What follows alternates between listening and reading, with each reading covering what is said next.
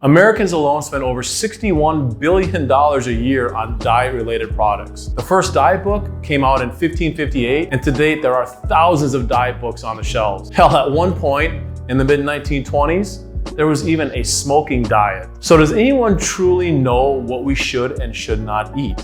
For me, I try to take a common sense, historical, and scientific approach. There are three main fats: saturated fats like butter, cream, coconut oil, monounsaturated fats like olive oil, and polyunsaturated fats like corn oil, soy oil, canola oil. Until the mid-19th century, people ate mostly saturated and monounsaturated fats from animals, dairy products, coconuts, and olives, which are all ancient and traditional foods. In the mid-1800s, the seed expeller was invented, allowing companies to extract the polyunsaturated fats, also called PUFAs, out of the seeds to make corn oil, safflower oil, cottonseed oil, and soy oil. The plants that produced these seeds were cheap to grow, and with the help of machinery and chemicals, easy to expel. As a result, soy oil and corn oil is found virtually on every single shelf in the supermarkets today. Corn and soy is so highly subsidized now that even in Florida and many other states,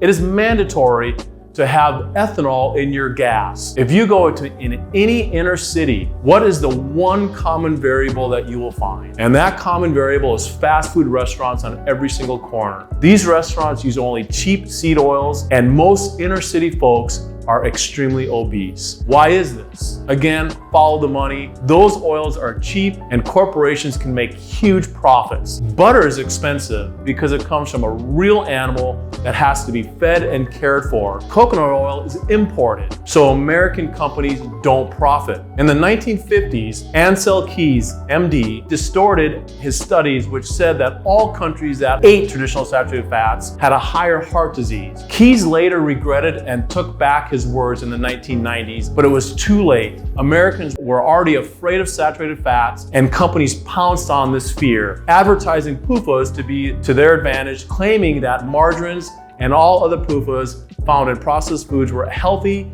and could lower heart disease. Meanwhile, the 2004 database of the World Health Organization in Geneva shows that PUFAs correlated to an increased heart disease, not decreased. Since the development of expeller-pressed seed fats, humans have increased their consumption of vegetable oils by 400%, according to the Department of Agriculture, and the consumption of butter has decreased between the years of 1900 and 1950, decreased from 18 pounds a person per year to only 10 pounds of butter per person per year, and the results have been tragic. From 1950 on, the increase in chronic disease has reached staggering levels, and obesity alone is an epidemic. So why do I choose saturated fats over PUFAs? Well, simply I followed the money trail and studied the history. Also, the thyroid, which is your energy producing gland in your body, loves saturated fat, not PUFAs. If your thyroid gland is healthy, you have a better chance for overall health and achieving the ideal weight. In closing, if you are going to experiment with saturated fat and coconut oil specifically, my suggestion to you is to start with about 1/2 teaspoon per day, then build up to about an ounce a day or 2 tablespoons per day. I prefer refined coconut oil so there is no coconut flavor. I fry my eggs in it. I fry my meats with a combination of coconut oil and butter. I also use plenty of monounsaturated fat in the form of olive oil, but I do not cook with it. I use it to drizzle over salads and vegetables. Olive oil is a sensitive oil and I never heat it,